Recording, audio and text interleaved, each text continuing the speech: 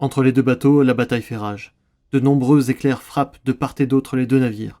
De nombreux pirates ennemis en sont tués. Un des survivants préfère se jeter à l'eau après avoir croisé le regard de Mary. Je me dis que cela lui a peut-être sauvé la vie.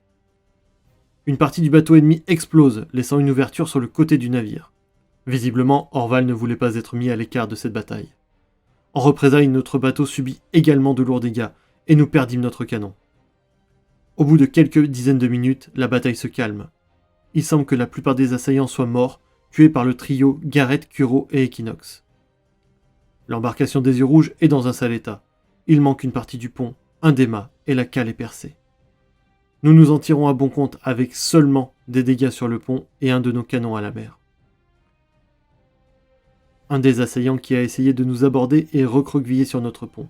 Je profite que l'équipage soit occupé à piller le navire ennemi pour le questionner. « Pourquoi nous avoir attaqués ?»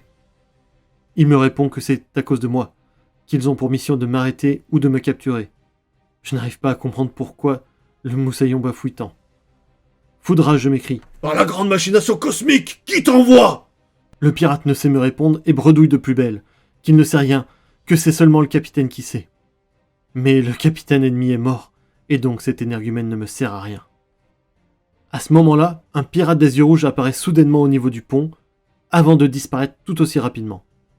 Je passe la tête par-dessus bord, et je remarque que Kuro et Alyssa sont en train de jouer avec un autre pirate sur l'eau. Je saute et me réceptionne directement sur la mer. Je me fais un peu mal en atterrissant. Amérissant peut-être.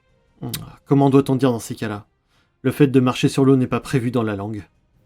J'attrape le pauvre bougre par le col et lui hurle. « Par la grande machination cosmique, qui t'envoie? Réponds !» Il est encore plus inutile que le premier. Le pirate volant n'arrive pas à aligner plus de 2 mots les uns après les autres et s'effondre en sanglots. Le stéréotype de la piraterie en prend un sacré coup.